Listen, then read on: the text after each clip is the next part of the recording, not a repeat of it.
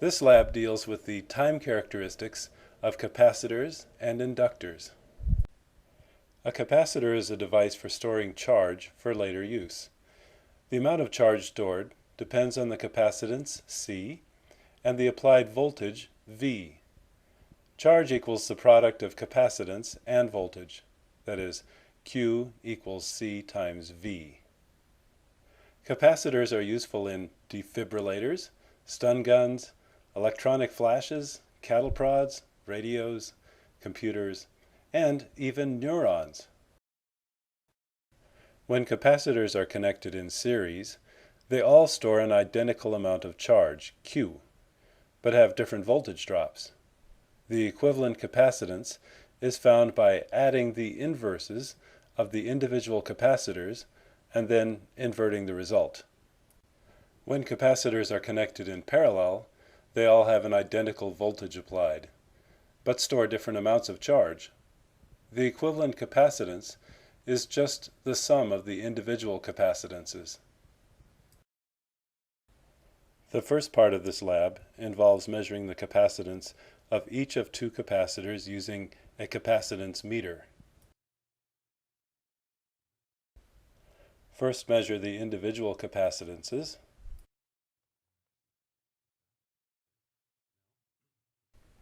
Here we measure the parallel combination of capacitance.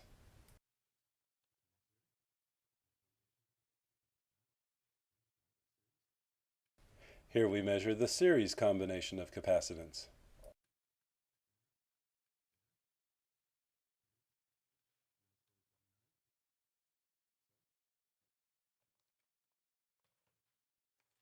While you have the meter, you can use it as an ohm meter to determine the value of the resistance you'll be using with the capacitors.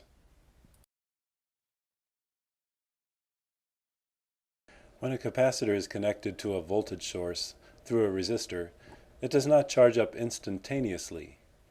Here the capacitor is ready to begin charging as soon as the switch S is closed.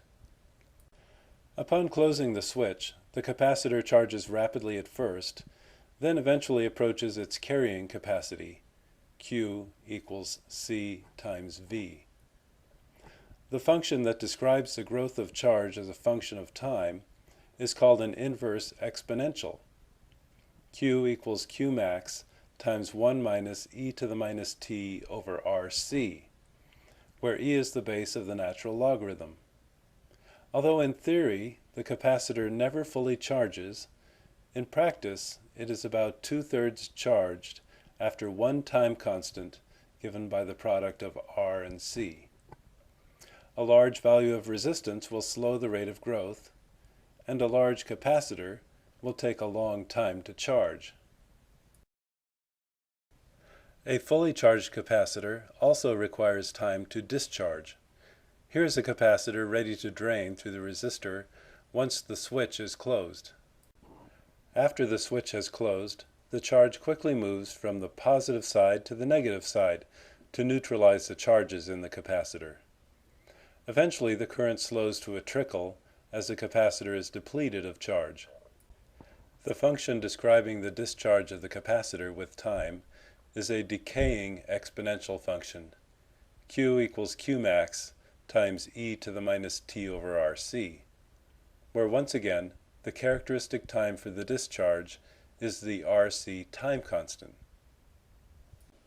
In practice, it is possible to use a special switch to flip easily from a charging capacitor to a discharging capacitor.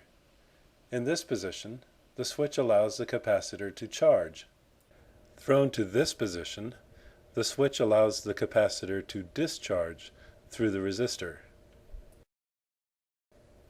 For circuit assembly, connect the positive pole of the voltage source to one side of the switch. Connect the center of the switch to the resistor. Connect the capacitor in series with the resistor. And complete the circuit to the negative pole of the voltage source.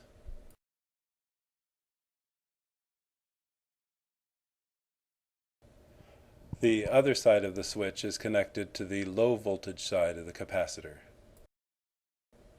Voltage sensor leads from Science Workshop will monitor the voltage across the capacitor. This is the same as measuring the charge, since the two are proportional to each other.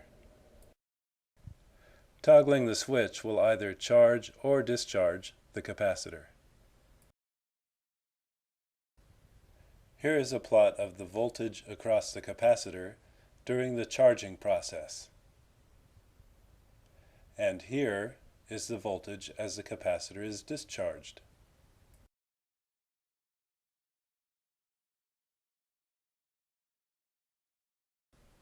If we fit an inverse exponential to the charging capacitor data, we can determine the RC time constant.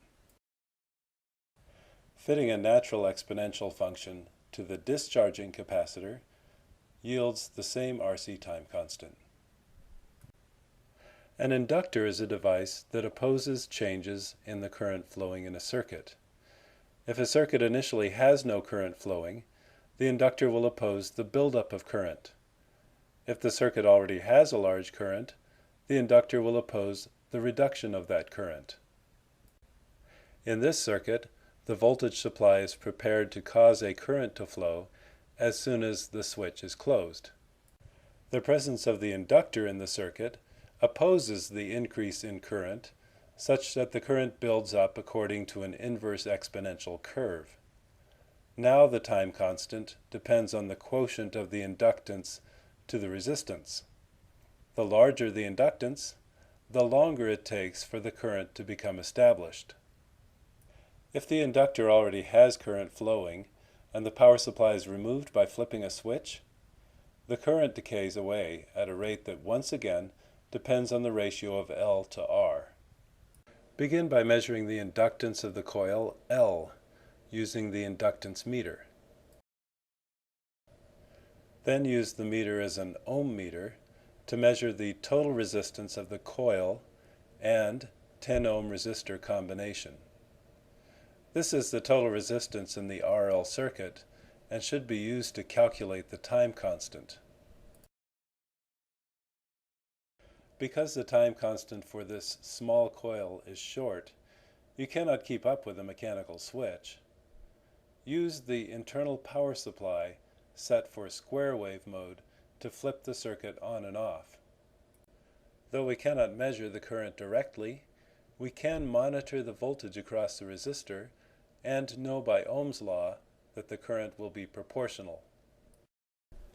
The current in the circuit appears as a square wave, toggling on and off. But a close examination of the leading edge, zooming in, shows that the inductor slows the rate of change of the current. By fitting an inverse exponential function, you can determine the time constant, L over R. Close inspection of one of the dropping edges shows that the current decays as a natural exponential curve. Again, we can get the time constant.